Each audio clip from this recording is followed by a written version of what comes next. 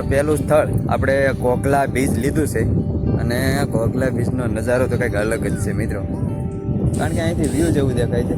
જો કે મેન જોવાનું આમ છે, પણ અમે અહીંથી શરૂઆત કરી છે. હમણાં તમને બતાવીશું દેખાય છે ના. આપણને થોડી ઘણી એક્ટિવિટી કરવા મળે છે અને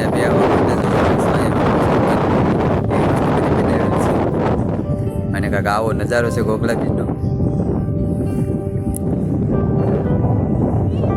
અંદર પાણીમાં જવું હોય તો જો સામે બોટ દેખાય છે, એમાં તમે જઈ શકો છો. બાકી જોઉં તમે આ દીવની જેલ,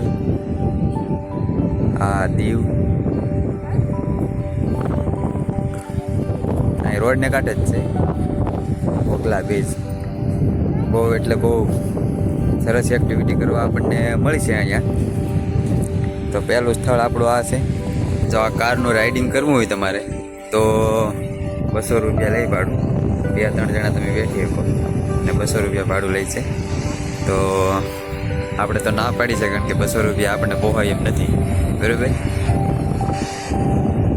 તો અહીંથી લઈ અને જો આમાં દેખાય ત્યાં સુધી એટલી રાઇડિંગ તમને કરાવે અને 200 રૂપિયા લઈ, એટલે આપણે રાઇડિંગ કરવું નથી. રેડી? અને આ છે INS ખુકરી વોરશિપ. જો આ વોરશિપ છે એ અહીંયા સેમ્પલમાં મૂકવામાં આવી છે. અને આ છે ને દીવમાં તમે અંદર આવો ને તો બિલકુલ રોડની કાંઠે જ છે. જો કે અત્યારે રોડનું કામ અત્યારે ચાલુ છે અહીંયા. જો આ રોડનું કામ ચાલુ છે, કદાચ કાંઈક રિનોવેશન થાય એવું મને લાગે છે. તો આ રોડ છે અને આ રોડ આમ વયો જાય છે કિલ્લા બાજુ, ને એને કાંઠે જ આ વોરશિપ મૂકેલી છે, જેને સેમ્પલ કહેવામાં આવે છે. પહેલાં બોર્ડ બતાવી દઉં.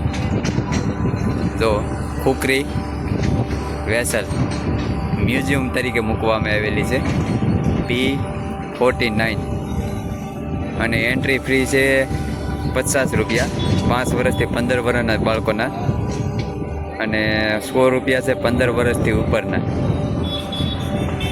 અત્યારે બંધ છે, કદાચ આ કામ ચાલુ છે ને અત્યારે, એટલે બંધ છે. આવો તો જાણી જોઈને આવજો, કેમ કે અત્યારે અંદર પ્રવેશ બંધ છે. કિલ્લો તો તમે વરસતા જશે.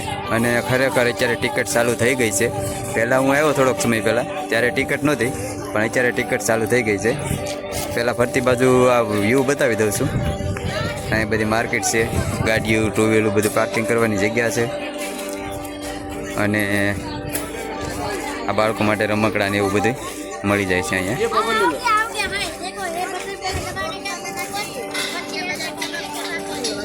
હાલો દીવ ટિકિટનો શું પ્રાઇસ છે એ પણ બતાવી દઉં, કારણ કે મેં જોયું નથી ને ના જાય. પછી આપણે ટિકિટનો પ્રાઇસ તમને હું બતાવું.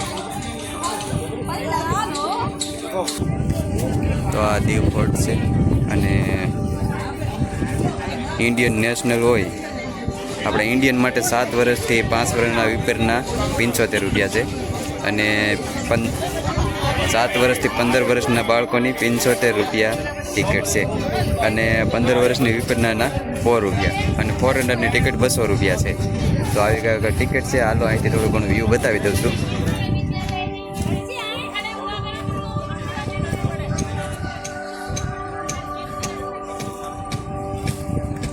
એકવાર હું આવ્યો ત્યારે ટિકિટ નહોતી, પણ અત્યારે ટિકિટ થઈ ગઈ છે. બરાબર દેખાય છે વ્યૂ. અને આ છે દીવની જેલ. ઝૂમ કરીને બતાવી દઉં છું.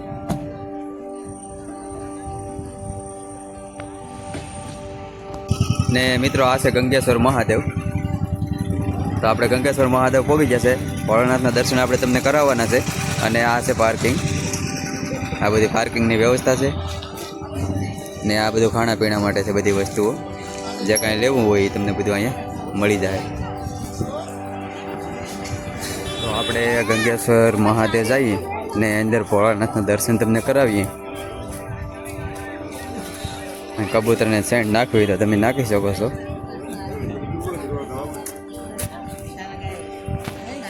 અને કાંઠે આવેલું ગંગેશ્વર મહાદેવની શોભા કંઈક આવી છે. ભક્તોની ભીડ જોઉં તમે, કાંઈક અનોખી જ છે. નથી રવિવાર કાંઈ લેવા કે દેવા કે આડો દિવસ છે છતાંય. ને આ મંદિર હજી બને છે, બનવાનું ચાલુ છે. અહીંયા કાંઈક આવડો બધો મોટો ટાવર છે. તો હાલો અંદર આપણે જઈએ મંદિરમાં દર્શન કરવા. આગળ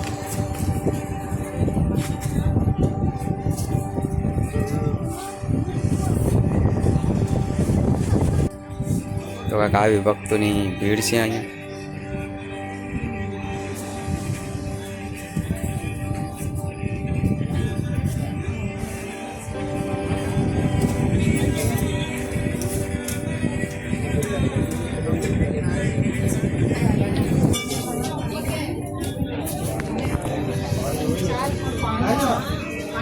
તો આ જગ્યા છે ને 5000 વર્ષ જૂની છે. એમ કહેવાય છે કે પાંડવોએ આ જગ્યાની શિવલિંગની સ્થાપના કરી છે. 5000 વર્ષ પહેલાં પાંડવોએ સ્થાપના કરી હતી આ શિવલિંગની. એટલે 5 શિવલિંગ છે ગંગેશ્વર મહાદેવ. તો કંઈક આવી જગ્યા છે.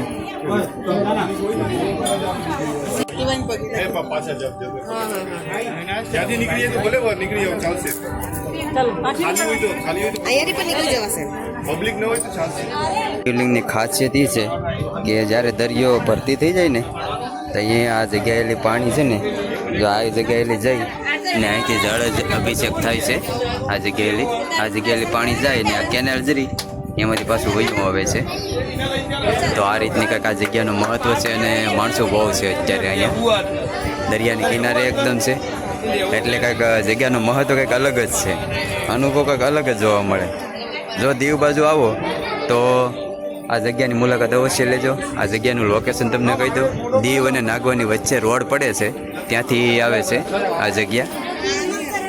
એરપોર્ટ પહેલાં એક જગ્યા આવે છે, પાર્ક આવે છે, ના કાંઈક આવી જગ્યા છે. તો વિડીયો થ્રુ તમે જોઈ શકો છો કે કઈ રીતની જગ્યા છે. બહુ સરસ બનાવી છે બાળકો માટે ને રમવાની બધું છે. અને એક મંદિર પણ છે, મહાદેવનું મંદિર છે. તો કાંઈક આવી જગ્યા છે, બહુ સરસ છે. અને સામું દેખાય એ છે નાગવા બીચ. તો આપણે નાગવા બીચ પણ જવાના છે. આના પછી નેક્સ્ટ જગ્યા એ છે નાગવા બીચની. તો દરિયાને કાંઠે કાંઈ શિવલિંગ પણ છે ભગવાનની. બહુ સરસ જગ્યા છે નાગવા બીચનું વ્યૂ. આ બહારની માર્કેટ છે. તો કંઈક આવી કંઈક માર્કેટ છે. ને હવે જઈએ બીચ તરફ, જ્યાં આપણને ઘણી બધી એક્ટિવિટી જોવા મળશે. અહીંથી બીચ તરફ વયા જઈએ. તો બીચ પાસે પહોંચતા કંઈક આપણને આવો વ્યૂ જોવા મળે છે. હોટેલનું બોટલનું બધું.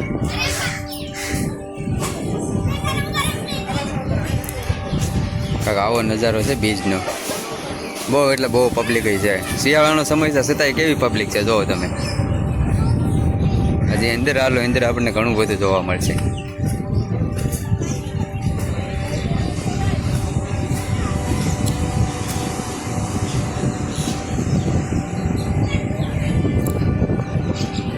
આ રાઈડ કરવાના 250 થી 300 રૂપિયાનો પ્રાઇસ છે.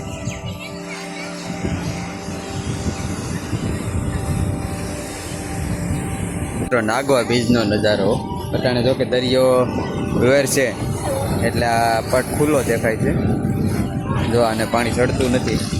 પણ પબ્લિક જો તમે, શિયાળો છે, આવો શિયાળામાં નાય છે. બોલો, આટલું પબ્લિક છે અને કેટલી બધી બોટો છે. જો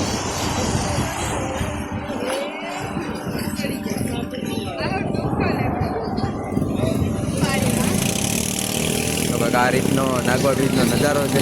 આ બાજુ પણ એટલું પબ્લિક છે. જો તમે